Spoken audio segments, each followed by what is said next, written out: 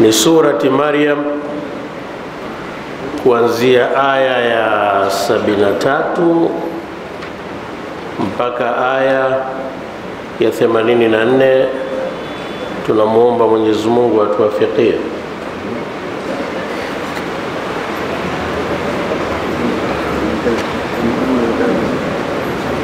وإذا تتلى عليهم آياتنا بينات قال الذين كفروا للذين آمنوا أي الفريقين خير مقاما وأحسن نديا. Aya hii imeanza kwa hiyo wao ya kuatifishia, ambapo wao hiyo manake imeatifisha habari iliyokuwa nyuma ya madhalim na yale ambayo yanawahusu wale ambao ni madhalimu, kwamba na kuna takdirati. Watu wa tafsiri wanajua kwamba kuna yaliyokadiriwa, sentensi ambazo zimeondoshwa hapo. Kuna jumalul mahdhufa, kwamba nani vipi wasiadhibiwe, wasiwe ni watu wa kukaa milele katika moto, wasiwe ni watu wa kupata adhabu za Mungu wakati idha tutila alaihim ayatuna bayinatin, pindi zinaposomwa kwa wao au zinaposomwa juu yao aya zetu zilizokuwa waziwazi. Aya ni kila kile ambacho kinachojulisha utukufu wa Allah subhanahu. Ndio maana hata katika Qur'ani ngamia ameitwa aya. Hadhihi naqatullahi lakum aya, huyo ni ngamia wa Mwenyezi Mungu, kwenu nyinyi ni aya. Lakini hapa zinaposomwa ni haya maneno ya Mwenyezi Mungu subhanahu wa ta'ala, yako wazi na anaeleza utukufu wa Mwenyezi Mungu waziwazi, yaeleza tauhidi, upweke wa Mwenyezi Mungu waziwazi. Lakini pamoja na hayo, wa idha tutila alaihim, pindi zinaposomwa juu yao ayatuna bayinatin, aya zetu ambazo ziwazi kabisa. Qala alladhina kafaru, husema wale ambao waliokufuru, lilladhina amanu, kuambia wale ambao walioamini. Wale waliokufuru, ili uifahamu vizuri aya hii, walikuwa wakiwaambia walioamini. Lilladhina amanu, hiyo lamu ni lamu ya at-tablighi, maana yake tufidu mushafahata wa mukhatabata. Kwa maana ni kwamba walikuwa wakiambiwa, wale waliokufuru walikuwa wanaambia ana kwa ana.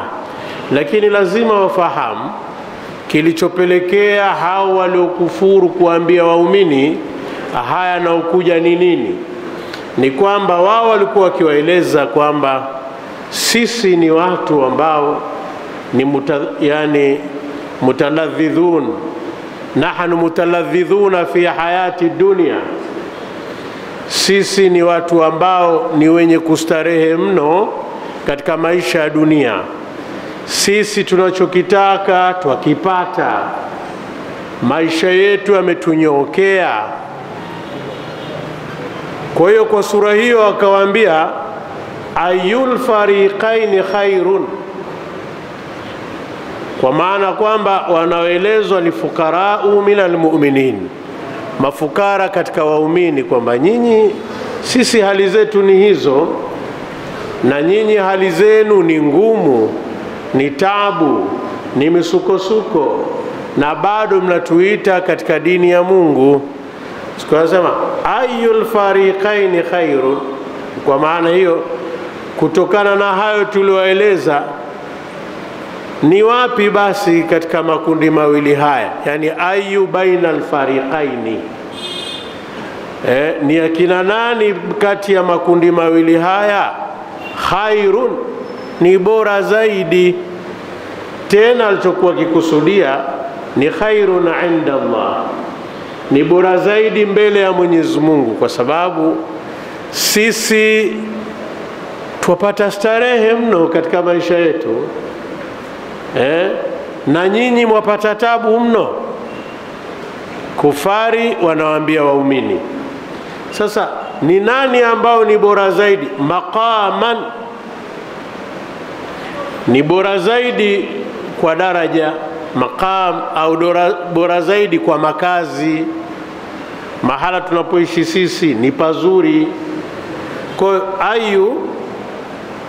ayul fariqaini khairum maqama, ni wepi kati ya makundi, ni lipi kati ya makundi mawili haya ambalo ni bora zaidi kwa makazi, bora zaidi kwa daraja, bora zaidi kwa maisha? Maqaman yatafsiriwa kwa daraja kama ilivyokuja katika tafsirul Jalalaini, lakini pia hutafsiriwa maqaman kwa maana maskani, mahala pa kuishi, kama ilivyokuja katika Futuhatul Ilahia na tafsiri nyingine.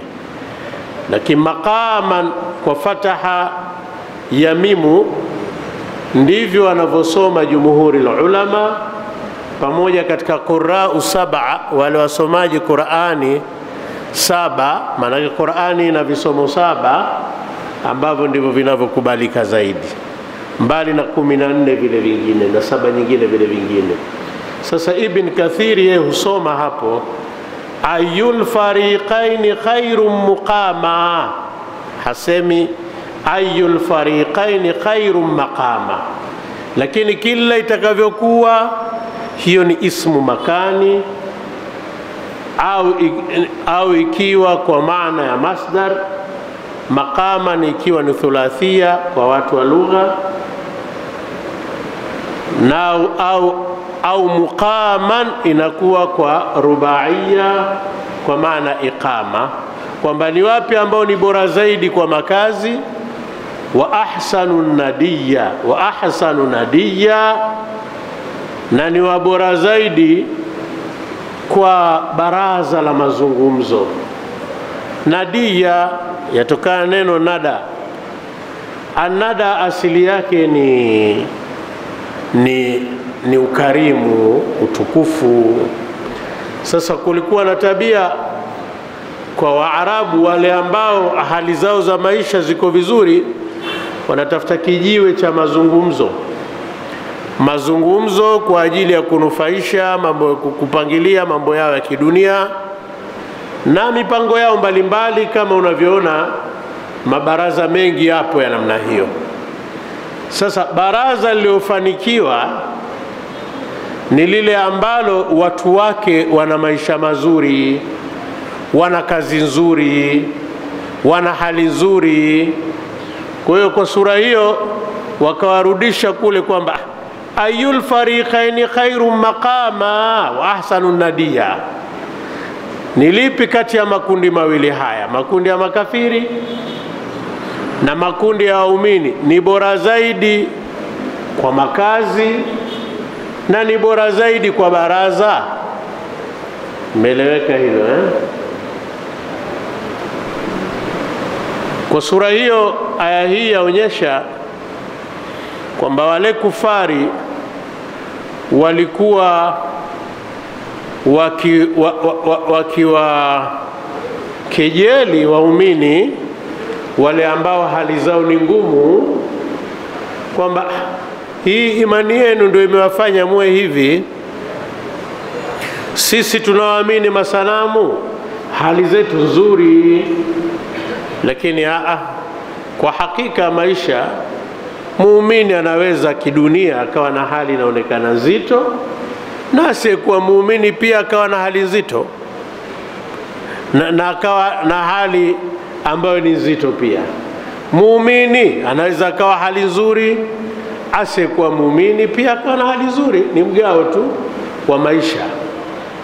Wa kam ahlakina qablahum, baada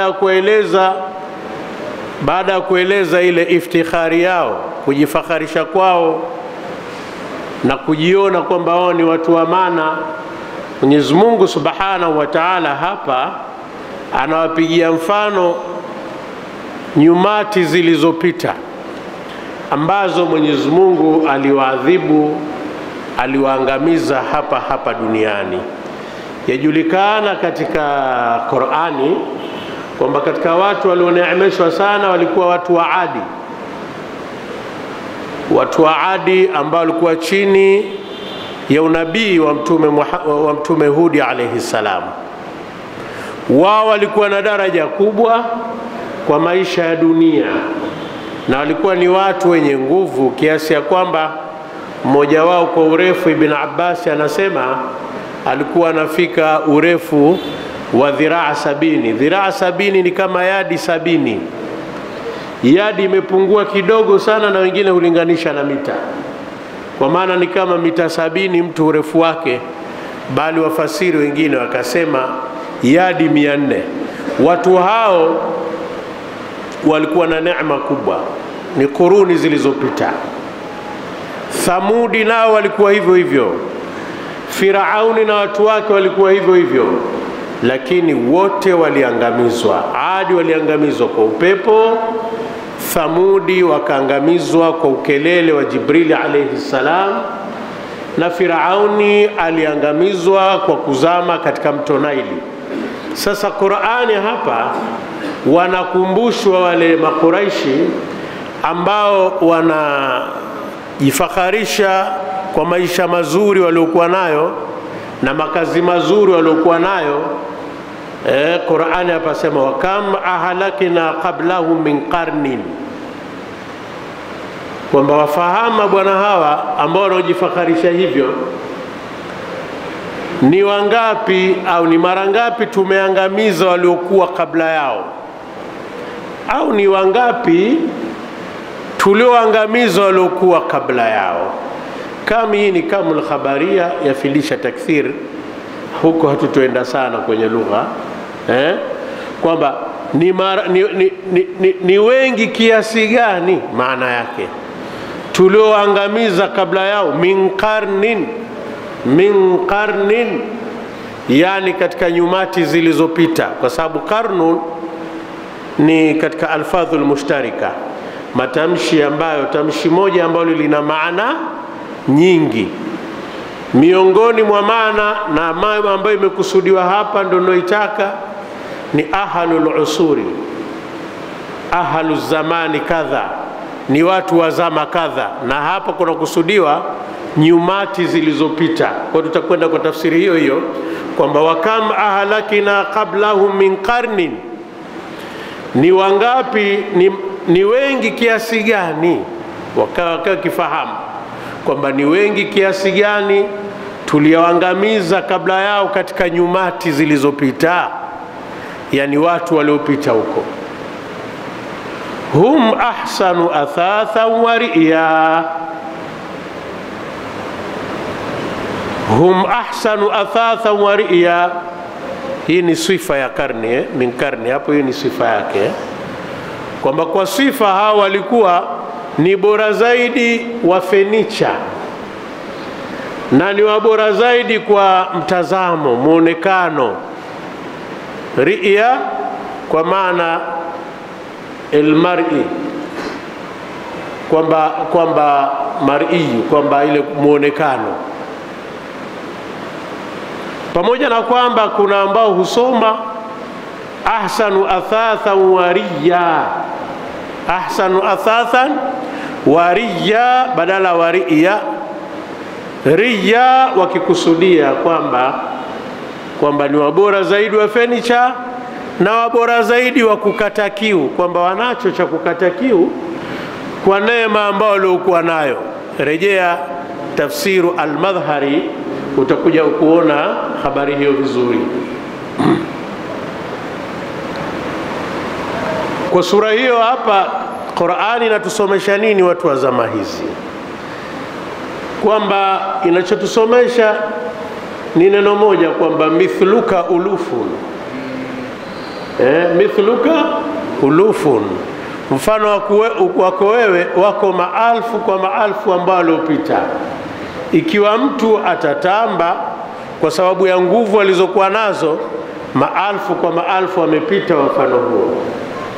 Mtu akitamba kwa sababu ya neema Mungu aliyompa, basi maelfu kwa maelfu wamepita ambao walikuwa ni bora katika hali hiyo ya kidunia kuliko yeye.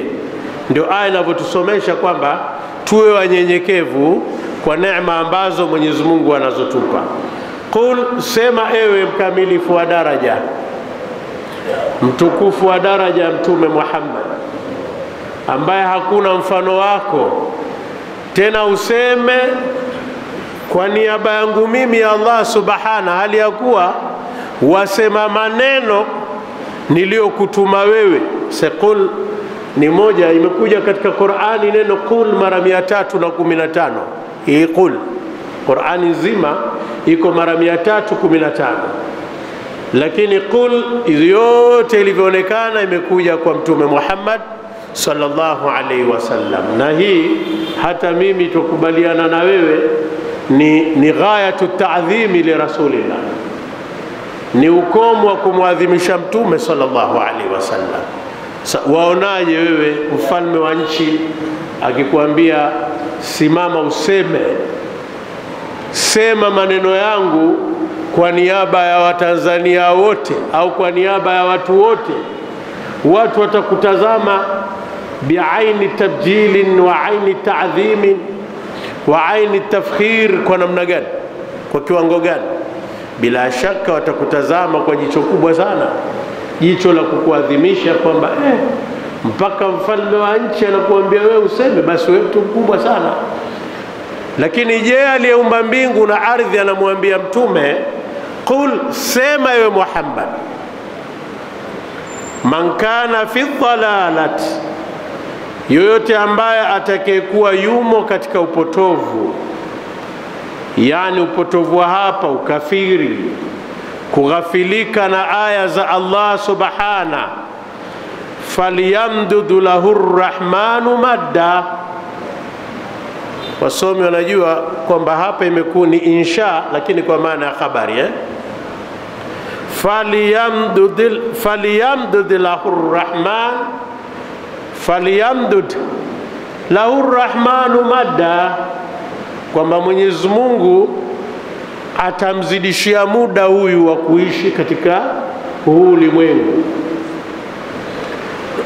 Kwamba man kana fi dhalala, atakayekuwa katika upotovu, falyamdud lahu rrahmanu madda, ni insha bi maana al-khabar, kwamba Mwenyezi Mungu atamzidishia muda katika huu ulimwengu, kumzidishia muda uliokuwa mkubwa. Unajua hii kwa nini? Kwa sababu tuambiwa inna hadhihi dunya khuliqat lakum, waumini ndio wanaambiwa hivyo, hii dunia imeumbwa kwa ajili yenu. Wa antum khuliqtum lil akhirah, na nyinyi waumini mmeumbwa kwa ajili ya akhera. Lakini hii dunia kwa upande wa makafiri, kwamba wao wameumbwa kwa ajili ya dunia, kwamba ukishakuwa ni kafiri basi huko kwa ajili ya dunia. Lakini muumini,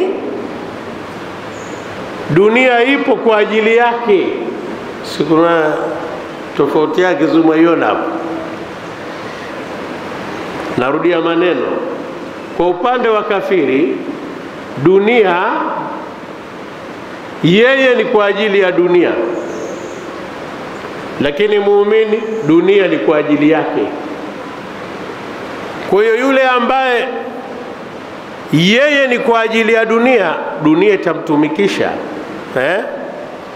lakini ambaye dunia ni kwa ajili yake, yeye dunia ataitumikisha. Ndivyo waumini wanavyokuwa. Wa antum khuliqtum lil akhirah, na nyinyi mmeumbwa kwa ajili ya akhera. Kwa hiyo kafiri kupewa muda katika dunia akaishi ni haki yake, kuishi zaidi katika dunia ni haki yake. Lakini muumini hakuna anachotamani, muumini wa kweli, lakini Hakuna anachoona tamu kama wakati anakufa, ni kwamba hatamani kurudi katika dunia. Lakini kafiri akifa anatamani arudi katika dunia. Kwa hiyo hapa Qur'ani inaposema qul, sema ewe Muhammad, man kana fi dhalala, yoyote atakayekuwa katika upotovu, yani ukafiri na nini, faliyamdudhu lahu arrahmanu madda, Mungu atampa muda wa kuishi sana tu katika hii dunia. Ndio hao makafiri wameishi sana, nafanya uovu lakini anaishi sana, lakini istidraj ni kukokotwa taratibu kwa ajili kesho akhera asipate sababu ya kusema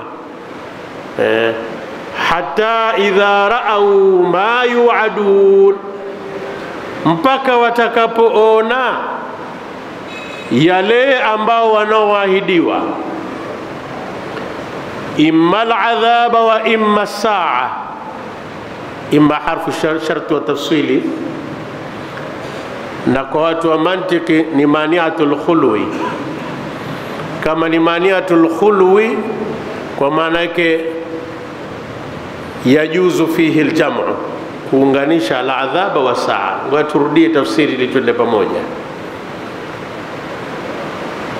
idha ra'au ma yu'adun, hatta idha ra'au ma yu'adun, hawa watapewa muda tu katika dunia, wataishi mpaka watakapoona yale wanaoahidiwa, imma adhabu na imma saa.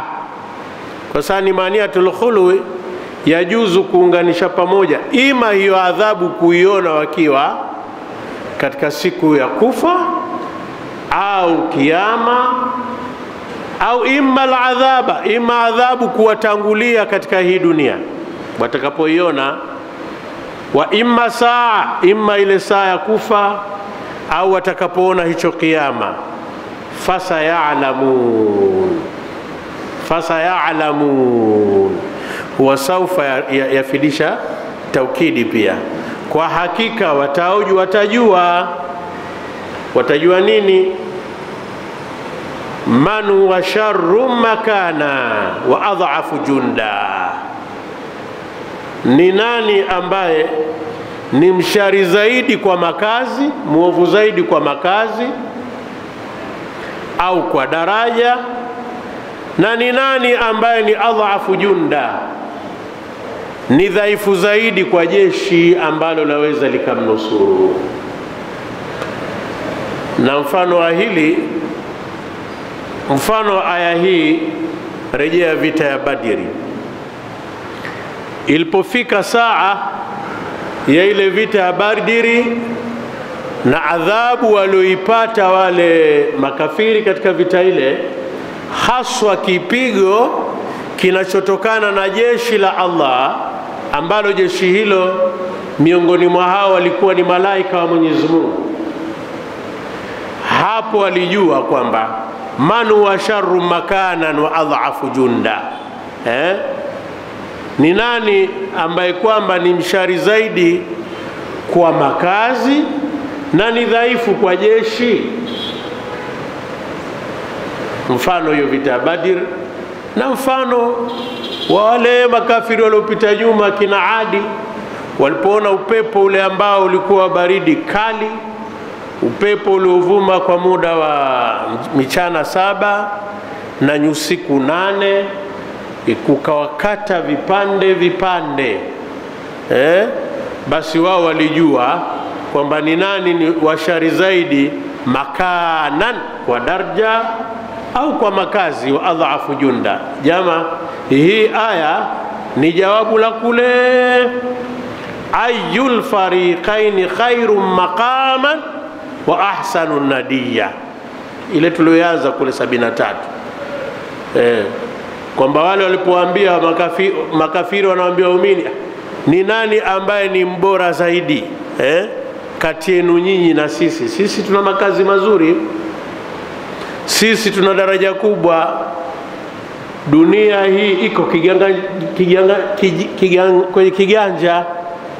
kiganjani, Tuwafanya tutakalo, hakuna kutuzuia. Nyinyi hamna uhuru, hali zenu nzito. Sasa hapa tunaambia fasayalamun, hata idha raau ma yuadun, mpaka watakapoona kile wanachoahidiwa. Imma al'adhaba wa imma saa, imma ni adhabu itakawapata katika hii dunia, wa imma saa, au kiyama. Na kiyama cha mtu chaanza pale atakapokufa tu, ile saa ya kufa. Ukaona sasa tusema kwamba ni maniatul khulwi, kwa sababu pale pale wakati unakufa, Qur'ani inavyotueleza ni kwamba wako malaika kama umeishi vibaya katika hii dunia, kuna malaika ambao wanakupiga. walau tara idh yatawaffa alladhina kafaru almalaikatu yadhribuna wujuhahum wa adbarahum. La, utaona pindi wanapokufa wale ambao waliokufuru, basi utaona malaika wanawapiga nyusoni mwao na wanawapiga migongoni mwao. Sasa ndio maana tutasema ni maniatul khulwi pia, kwamba adhabu ile saa kweli imefika ya kifo, lakini adhabu ipo hapo hapo. Sasa hapo hali hiyo ikitokea, fasayalamun, ndipo atakapojua man huwa sharru makana wa adhafu junda. Man huwa sharru makana wa adhafu junda, ni nani ambaye ni mshari zaidi wa makazi, yani nani ambaye makazi yake ni ya shari zaidi, na ni nani zaidi, na ni nani ambaye ni dhaifu zaidi kwa jeshi. Nadhani hapo kumeeleweka sasa.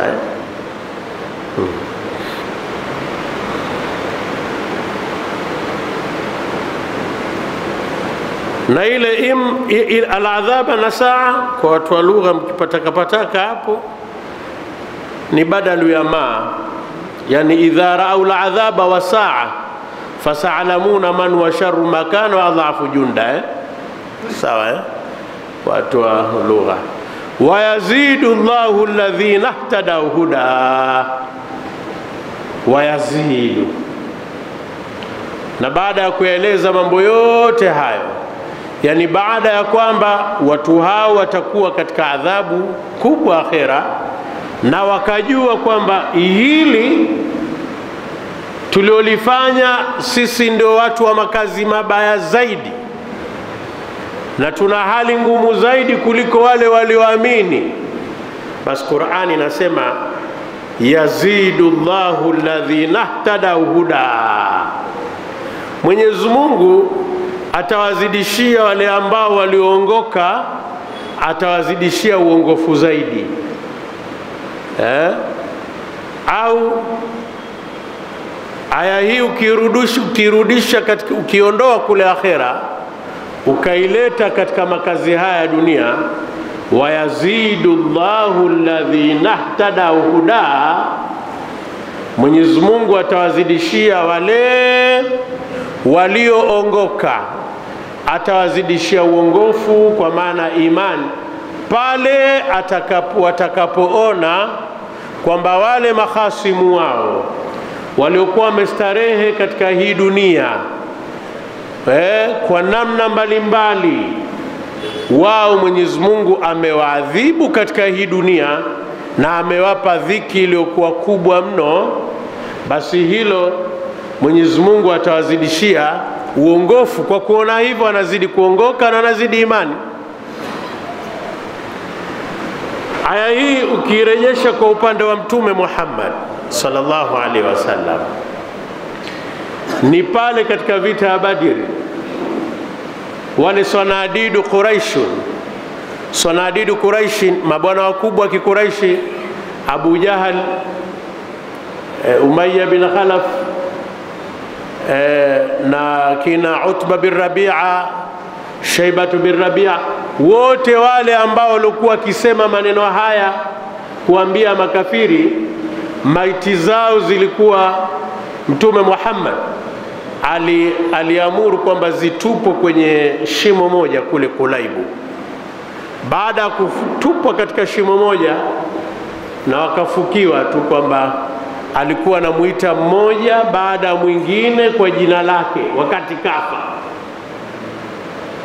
ya Aba Jahal wa ya Umayya bin Khalaf wa ya Utbata bin Rabi'a wa ya Shaybata bin Rabi'a, hal wajadtum ma wa'adakumullahu haqqan fa inni qad wajadtu ma wa'adani rabbi haqqan. Hal wajadtum ma wa'adakumullahu haqqan, je, mmekuta yale ambayo aliyokuahidini Mwenyezi Mungu ni kweli? Yani mmeshajua kwamba yale aliyokuwa akiwaahidini Mwenyezi Mungu ni kweli? Mimi nimeshajua na nimekuta kile ambacho alichoniahidi Allah subhanahu. Sababu ahadi ni kwamba wale makafiri wote watapata adhabu kubwa katika vita ya Badr na Mwenyezi Mungu atawamaliza wote. Mpaka Saidina Umar akatatizika na Mtume sallallahu alaihi wasallam, ambia kaifa tukallim ya Rasulullah ajsadan la arwaha fiha, vipi wazungumza na viwiliwili ambavyo havina roho? Mtume alijibuje, ya Umar uhum asma'u minkum walakin la tash'urun, hao wanasikia kuliko nyinyi lakini nyinyi hamtambui. Sasa hawa walikutana na kile na adhabu na ile saa, basi hapo wakajua man huwa sharru makanan wa adhafu junda, ni upi, ni nani kati yao ambao ni mshari zaidi kwa makazi na ni dhaifu kwa jeshi. Wa yazidu Allahu alladhina tadaw huda, yani wa ba'da dhalik, baada ya hayo Mwenyezi Mungu akazidisha kwa wale ambao walioongoka, akazidishia uongofu imani, kwamba kweli lile alilotuahidi Mwenyezi Mungu ni kweli limefanyaje, limetokea, na kweli likatokea. Au hiyo akhera, siku ya kiyama, ni kwamba au wakiwepo watu kaburini ndio watajua, kwa sababu hata makafiri watajua daraja za watu za wenzao walio namna walivyokuwa kiishi katika dunia. Kafiri naye anajua kwamba wenzangu wako katika neema na sisi tuko katika adhabu, na kule akhera Mwenyezi Mungu atawazidishia huda ya akhera. Hapo ni kuzidishia mapenzi na imani pia. Hata akhera kuna kuamini, kwamba walaamini wataendelea kuwa na imani zao hivyo hivyo kuamini Allah subhanahu, na wakiona alilokuwa naahidiwa imani zao zazidi. Ndio hiyo bwana, wayazidu Allahu alladhina ihtadaw huda. Walbaqiyatu salihatu, hiyo albaqiyatu salihatu kuna kiminyano kikubwa kwa wafasiri wa Qur'an. Wamekhtalifiana mno katika neno hili walbaqiyatu salihatu, lakini mimi niende na wajihi wa yule alioenda kwamba albaqiyatu hi salihatu ni badali ya hii nini albaqiyatu, kwamba walbaqiyatu na yenye kubaki kwa waja, as-salihatu yani ni hayo mema yenye kubaki kwa waja, ni yani mema ndio yenye kubaki kwa waja, walbaqiyatu salihatu. Au pia ukapita kwamba na yaliyobaki yaliyokuwa mema khairun inda rabbika thawaba, mbali na kuzidishwa imani kwa kuona yale, lakini yaliyobaki ambayo ni mema khairun inda rabbika thawaba, ni bora zaidi mbele ya Mola wako kwa malipo. Wa khairum maradda, na ni bora zaidi kwa marejeo. Maradda ni masdari tu kama ilivyokuwa radda, ni masdaru mimi kwa marejeo. Kwa hiyo albaqiyatu salihatu, kwamba hapa kisema albaqiyatu yenye kubaki katika hii dunia, as-salihatu ndio hayo mema, kwamba mema ndio yenye kubaki bwana katika hii dunia. Hakubaki athasi wala hakubaki ariya, kama kule alivyosema hum ahsanu athatha wa riya. Hakubaki muonekano wa mtu katika dunia, wala hakubaki mali alizokusanya katika hii dunia. Kinachobaki ni nini? Ni mema. Ndio ingia kapita hivyo kwamba baqiyatu salihat khairun inda rabbika thawaban wa khairun maradda, ni bora mbele ya Mola wako kwa thawabu na ni bora kwa nini? Kwa marejeo.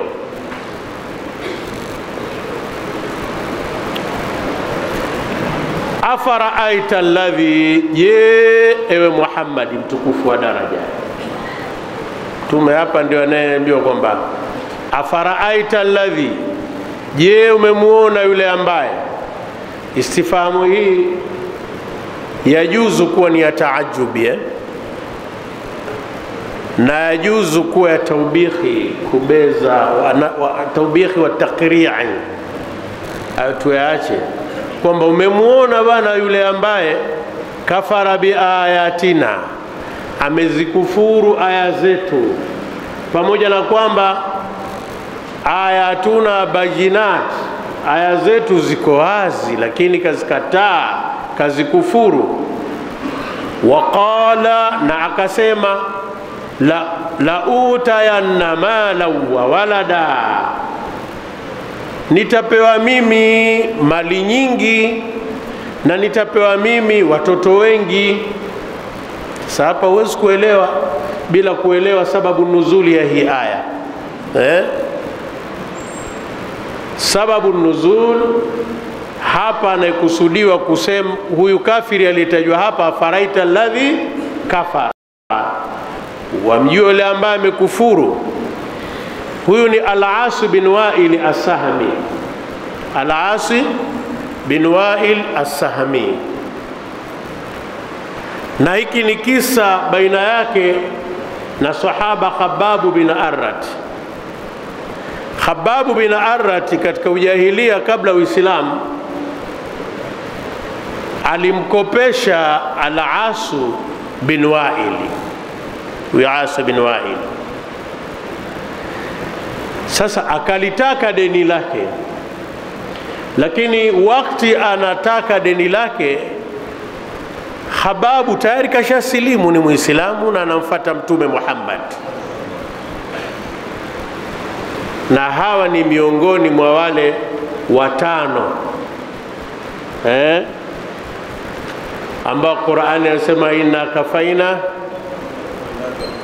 inna kafainaka almustahzi'in. Hao ni watano wale ambao walikuwa kimchiza shere sana Mtume. Mmoja wao ni huyo As bin Wa'il. Sasa alipokwenda kuchukua deni lake, akakataa, akamwambia sikulipi. Huyu bwana akamwambia utanilipa. Khabbab bin Arrat anamwambia As bin Wa'il, lazima unilipe deni langu. As bin Wa'il akamwambia, ikiwa wataka nikulipe deni lako, mkufuru Muhammad, ikufuru dini ya Muhammad, wewe kuwa kafiri, mimi nitakulipa deni lako. La, sikulipi. Akasema, mimi lan akfura Muhammadan hatta tamuta wa tub'atha, sito mkufuru Muhammad ufe na ufufuliwe, mimi sito mkufuru Muhammad. Akaambia, basi bwana, kama huto mkufuru Muhammadi, huko akhera watu si watapewa malipo? Dalili naiona hii tulikuwa sisi ambao tuna neema ya dunia, kwamba Mungu ameturidhia, ameturidhia, ndio maana mambo yetu mazuri. Kwa hiyo kwa sababu katuridhia, hata akhera atatupa mali na watoto, ataturudishia mali na watoto. Akishanirudishia huko akhera, huko unifate bwana, nitakupa haki yako, nitakulipia akhera nitakapopewa mimi mali zangu. Hayo jamaa jeuri ndio huyo As bin Wa'il. Rejea tafsiri ya Imam Qurtubi, Al-Jami'u li ahkami al-Qur'ani, Al-Jami'u li ahkami al-Qur'ani, ndio kisa hicho utakipata vizuri. Au rejea tafsiri nzuri pia Futuhatul Ilahiyya, hicho kisa pia utakipata. Rejea tafsiri al-Madhhari. Sasa afaraaita alladhi kafa, ndio maana akasema hapa, wewe Muhammad, wewe wamjua, si unamjua bwana yule. Unaona Allah anapozungumza na mtume hapa ni kama ni wa karibu mno. Afaraita, si unamjua bwana yule ambaye kafara bi ayatina, amezikufuru aya zetu. Waqala, na akasema la utiyanna mala wa walada, la utayanna, nitapewa mimi, binawa na majhuli, la utayanna, nitapewa mimi, lazima, wallahi. Maka ilamu ni mwatuatu lilqasam, ni kwamba wallahi la utayanna, na muapa Mwenyezi Mungu, hakika mimi nitapewa. Unaona taukidi ngapi hizo?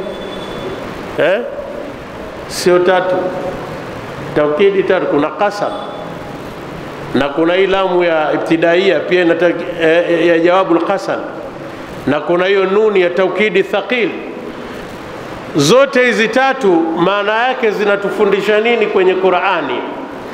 Zatufundisha kwamba huyu Al-As bin Wa'il shadda fi ta'annutihi wa shadda fi isyanihi wa shadda fi kufrihi wa shadda fi tughyanihi, alizidi katika kupechuka kwake mipaka, alizidi katika jeuri yake. Ndio zote hizo taukidati zarudishwa kwa huyu aliyeapa, kwamba la mpaka anapia hivyo, huyu kazidi kudharau aya za Mwenyezi Mungu. Sasa Qur'ani, Mwenyezi Mungu anamwambia mtume, ni habibu rasuli, Allah ni habibu rasul, wallahu habibullah, ndivyo sivyo? Anamwambia kipenzi chake, atala al-ghaiba, hivi huyu kachungulia ghaibu, kachungulia yale ambayo hayaonekaniki, ghaibu ya Mungu. Kwani kaichungulia huyo, akaijua na akaielewa, mpaka anasema la utayanna mala wa walada, na hapa nitapewa mali nyingi mimi na watoto huko akhera. Sasa mtume anaambiwa na habibu wake ambaye ni Allah subhana, atala ala ghaiba. Je, huyu kachungulia ghaibu huyu? Amittakhadha inda arrahmani ahada, bali si kuchungulia ghaibu tu, maana kwa maana bale kwamba huyo onyesha kwamba kafanya mbele ya Mwenyezi Mungu ahadi, kachukua mbele ya Mwenyezi Mungu nini? Ahadi kubwa. Basi mpaka anasema na ukafiri wake wote huu, la utayanna mala wa walada, nitapewa mimi mali nyingi na watoto wengi huko akhera. Wengine usoma la utayanna malan wa wulda, la utayanna malan wa wulda, ikawa wulda. Wengine sasa kama vile wulda kwa maana hiyo ya walada, kwamba mali nyingi.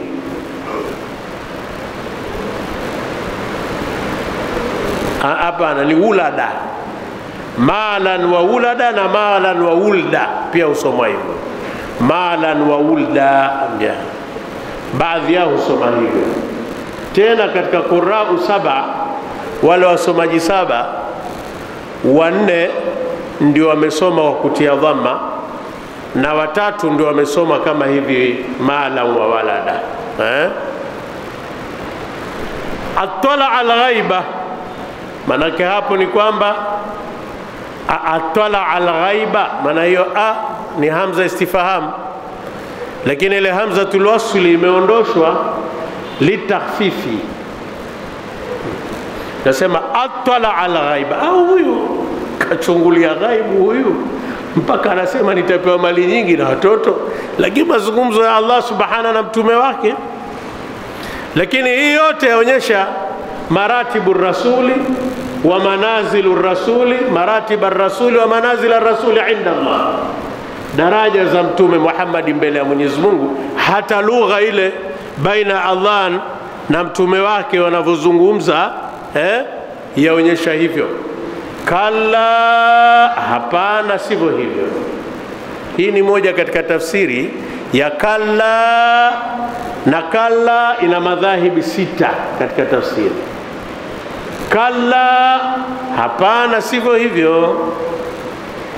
Na hii hapana, sivyo hivyo ni tafsiri ya Abu Abdullah al-Bahili.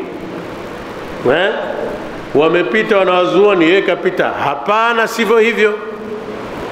Lakini kuna kalla ya Abu al-Abbas ar-rad'u wa zajar, na akome. Kalla na akome, huyo akome. Hii ni ar-rad'u wa zajar. Lakini ziko alhasili ni kwamba kalla ina maana 6. Wengine wamepita kabisa kwa tasdiki kwamba naam, kalla, naam, ndio. Lakini akapita wengine haqqan, kwa haki, kalla, kwa haki. Sisi katika darasa yetu hii naomba tupite hivi kama alivyopita Abu Abdullah al-Bahili, kalla, hapana, sivyo hivyo. Sanaktubu ma yaqul, yani hapa ni kwamba nitaamrisha malaika waandike kila anachokisema. Ma ni katika asmaul al-mawsula, yufidu nini? Al-umuma. Sanaktubu, nitaamrisha malaika kisha tutaandika kila anachokisema, kwa sababu ma yalfidhu min qawlin illa ladayhi raqibun atid. Hatamki mtu jambo lolote ila mbele yake kuna malaika waandishi ambaye ni raqibu na atid. Ndio hapa sema sanaktubu, tutaamrisha, kwamba nitaamrisha malaika wangu hao malaika waandike. Ndio maana hiyo sanaktubu, kwamba tutaandika hapo ma yaqul, kila anachokisema. Wanamuddu lahu min al'adhabi madda, na tutamuongezea katika adhabu nyongeza iliyokuwa kubwa. Ni nani huyu? Ni Al-As bin Wa'il, wa kullu man jara fi majarihi, wa kullu man jara fi majarihi, na kila mwenye kupita mapito yake katika hii dunia yetu ya leo. Atakayekuwa na dharau aya za Mungu, utajo wa Mungu, utukufu wa Mwenyezi Mungu, akafikia jeuri, Al-As bin Wa'il anaingia hapo kwenye wanamuddu lahu min al-adhabi madda, na tutamuongezea yeye katika adhabu yake ya huko akhera. Minal adhabi, katika adhabu yake huko akhera.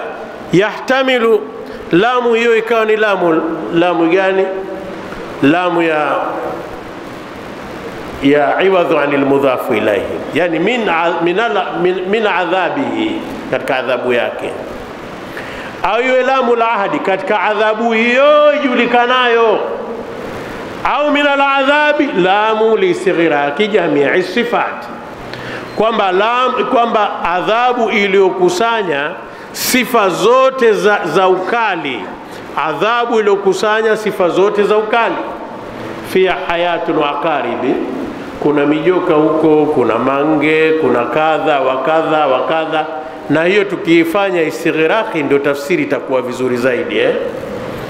Wanamuddu lahu min al-adhabi madda, na tutamuongezea yeye, tutamzidishia, yani katika adhabu hiyo iliyokamilika sifa zake, kumzidishia kuliko kuwa kukubwa.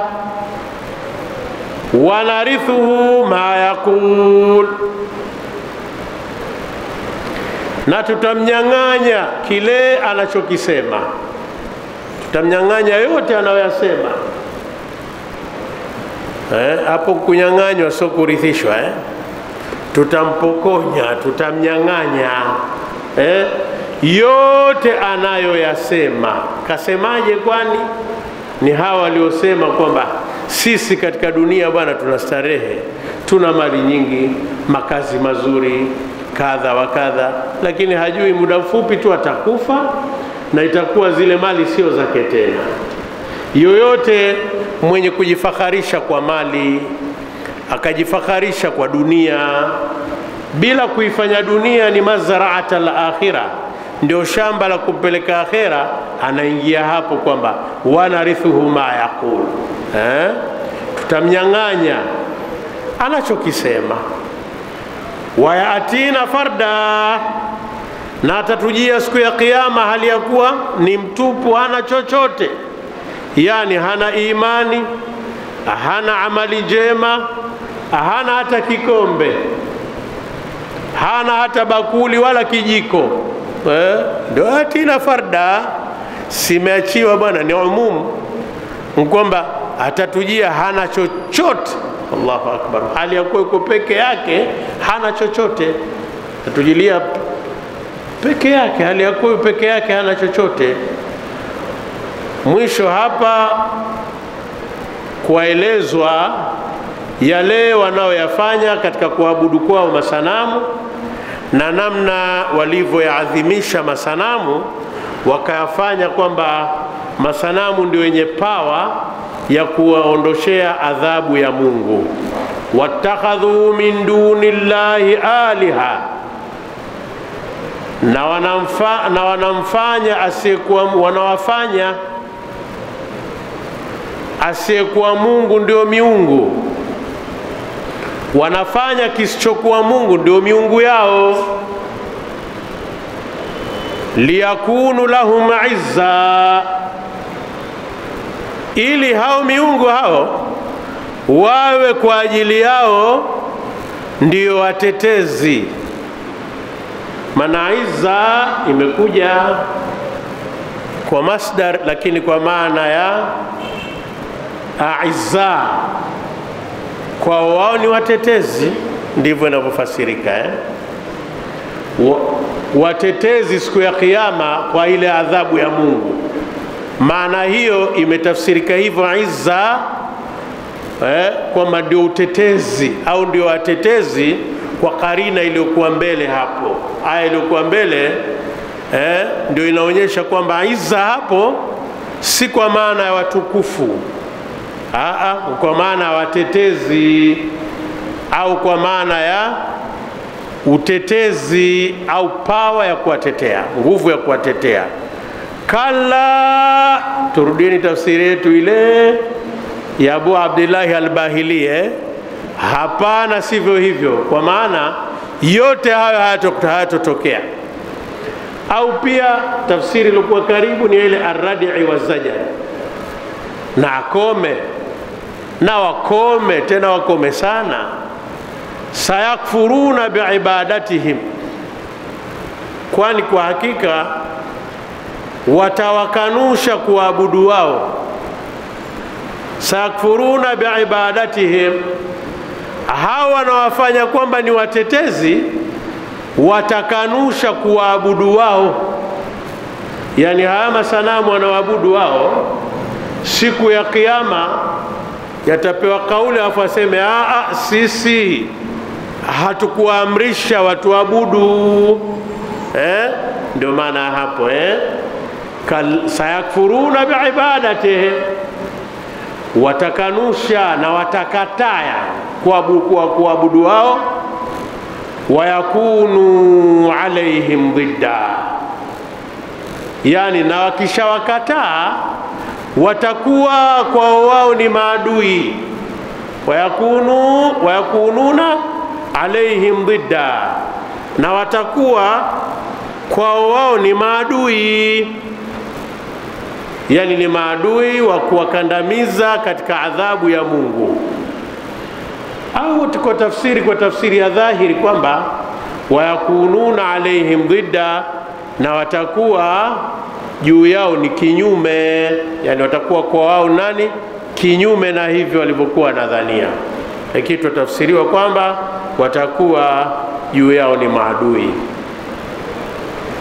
Aya tuenda mwisho kabisa. Alam tara, umeona Muhammad, si unajua wewe Muhammad, ewe mtukufu wa daraja, anna arsalna shayatin ala alkafirin. Hivi si unajua Muhammad, hii ni ru'yatul ilmiyya, ni arru'yatul ilmi, si arru'yatul mushahada wala ayan, si kuona huku kwa kwamba umeona, si umejua, unajua ewe Muhammad, umekushajua. Anna arsalna shayatina, kwamba tuliwaachia huru mashaitani. Arsala hapa si kuwatuma, ni kuachia huru. Tuliwaachia mashaitani ala alkafirin, kuachia kwa makafiri. Tauzuhum azza, wanawatikisa kuwatikisa kuliko kuwa kukubwa mno. Kwamba wanawatikisa katika nyoyo zao kiasi ya kwamba wanawapelekea taswilat, wasiwasi na ushawishi wa ajabu. Fala ta'jal alaihim. Mwisho aya hii walillahi alhamdu imekuwa ni vizuri sana, kwa sababu imekuwa kama ni conclusion. Namna ilivyokuja imekuwa kama ina conclude the previous phrases huko, kwamba hizi taarifa zote, habari zilizotangulia, kama vile inafanya conclusion kwamba fala ta'jal alayhi. Basi Muhammad, manafau yenyewe ni fau ya fasiha, na fau fasihat kazi yake ni kwamba afsahati ash-shart al-mahdhufata, imeweka wazi sharti ambayo iliyotangulia, kwamba ikiwa umeyajua hayo yote na hali zote hizo ewe Muhammad, ndio maana hiyo fei hapo. La ta'jal alaihim, hawa usiwafanyie haraka, hawa usiwafanyie haraka kwamba wapatwe na adhabu iwashukie. Kwamba kwa nini Mungu asiwaletee adhabu wale wanaowatesa sana kule Palestina? Pia nao inaingia hapa, fala ta'jal alaihim, usifanye haraka hao. Innama na'uddu lahum adda, haika sisi tunawahesabia hesabu za maisha yao, hesabu zilizokuwa sawa sawa. Innama ikasi vinginevyo ni adatu hasri. Na'uddu lahum adda, kwamba tunawapigia hesabu kali. Ndio na'uddu lahum adda, ni kwamba tunawahesabia wao katika maisha yao hawa hesabu zilizokuwa za sawa sawa. Umri umekwisha wenyewe. Huyu anawatesa wale wa Palestina sana miaka 70 si ngapi yule? Akabakiza nini katika dunia? Na'uddu lahum adda,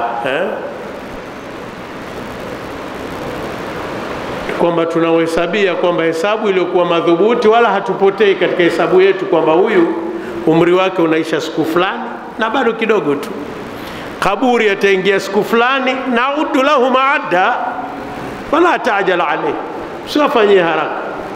Yuko wapi Firauni bwana? Kaishi miaka chungu nzima, si kama hajawahi kuwepo. Alisema ana rabbukumul a'la, lakini ndio hii kwamba fala ta'jal alayhim innama na'uddu lahum adda, usifanyie haraka. Sisi tuwahesabia, tuwapigia hesabu, tuwapigie hesabu kali, tunahesabia hesabu zilizokuwa madhubuti. Ndio hiyo ya nini mafulu mutlaq maana yake hapo. Basi hizi ndio aya ambazo tumepewa kuzifasiri. Mwenyezi Mungu aingize Qur'ani ndani ya nyoyo zetu, uwe ni mwongozo katika maisha yetu ya kila siku. Qur'ani Mwenyezi Mungu ajalie iwe ni rabi'a qulubina, iwe ni rabi'a qulubina, na iwe pia Qur'ani ni shifaan lima fi suduri, iwe ni ponyo kwa yote yaliyokuwemo katika nyoyo. Subhanaka Allahumma bihamdik ashhadu an la ilaha illa anta astaghfiruka wa atubu ilayka. Subhana rabbika rabbil izzati amma yasifun wa salamun ala al-mursalin walhamdulillahi rabbil alamin. Nashukuru sana uongozi wa Masjidi Kipata kunijumuisha katika ibada hii ya kuifasiri Qur'ani. Mwenyezi Mungu tunamuomba afikishe hayo tulio ya tafsiri katika nyoyo, na Mungu azidishie kila la kheri.